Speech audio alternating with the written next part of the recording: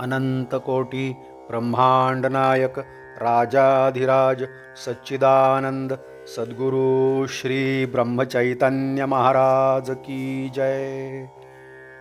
श्री राम समर्थ. 23 डिसेंबर. नाम हे रूपापेक्षा व्यापक आहे.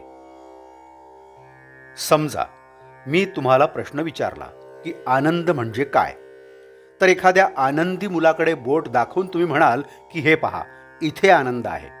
इतकेच नव्हे तर याप्रमाणे आनंदाने खेळणारी मांजराची पिले, उड्या मारणारी लहान वासरे, हसणारे स्त्री पुरुष, फुलांनी बहरलेल्या लता यांच्याकडे बोट दाखवून इथे आनंद आहे असे तुम्ही सांगाल.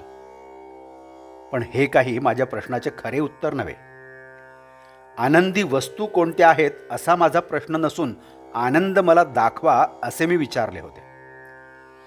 आनंदी वस्तूमध्ये आनंद राहतो म्हणून वस्तू हा काही आनंद नव्हे. लहान मूल हेच जर आनंद असेल तर मोठे स्त्री पुरुष आणि मांजरीची पिले आनंदयुक्त असणार नाहीत. अर्थात आनंद हा एकच असला पाहिजे, कारण सर्व ठिकाणी आढळणाऱ्या आनंदाला एकच शब्द आपण वापरतो. आपण जो जो माणूस पाहतो तो तो निराळा असतो, तरी सर्वांना आपण माणसेच म्हणतो, कारण प्रत्येक माणसामध्ये मनुष्यपणा आहे. तो आपल्या इंद्रियांना दिसत नसला तरी मनाने ओळखता येतो आणि त्याचे अस्तित्व मनुष्य या शब्दाने सांगता येते.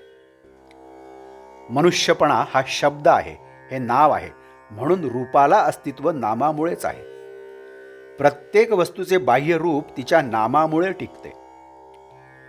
आनंदी वस्तू अनेक असल्या तरी त्यांच्यामध्ये राहणारा आनंद एकच असतो. म्हणजे एकच नव्हे तर अनेक रूपे आली आणि गेली तरी नाम आपले शिल्लक राहते.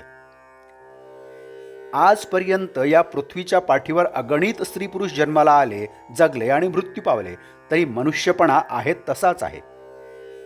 हा नियम सर्वत्र लावला तर असे दिसेल की चांगल्या वस्तू आल्या आणि गेल्या पण चांगलेपणा कायम आहे. सुंदर वस्तू आल्या आणि गेल्या पण सौंदर्य कायम आहे. आनंदी वस्तू आल्या आणि गेल्या पण आनंद कायम आहे. लाखो जीव आले आणि गेले पण जीवन कायम आहे. रूपे अनेक असली तरी नाम एकच असते. म्हणजे नाम हे अनेकात एकत्वाने राहणारे असते. याचा अर्थ असा की नाम हे रूपापेक्षा व्यापक असते. रूप हे नामाहून निराळे राहू शकत नाही. नाम हे रूपाला व्यापून पुन्हा शिल्लक उरते. नाम हे दृश्याच्या पलीकडे आणि सूक्ष्म असल्यामुळे त्याला उत्पत्ती आणि विनाश, वाढ आणि घट, देशकाल निमित्ताच्या मर्यादा इत्यादी कोणतेही विकार नाहीत. म्हणून नाम हे पूर्वी होते, आज आहे आणि पुढेही तसेच राहील. नाम हे सत्स्वरूप आहे. नामातून अनेक रूपे उत्पन्न होतात आणि अखेर त्याच्यामध्येच ती लीन होतात. शुद्ध परमात्म स्वरूपाच्या अगदी अगदी जवळ कोणी असेल तर ते फक्त नामच होय. म्हणून नाम घेतल्यावर भगवंत आपल्या जवळ असल्यासारखाच आहे. आजचे बोधवाक्य.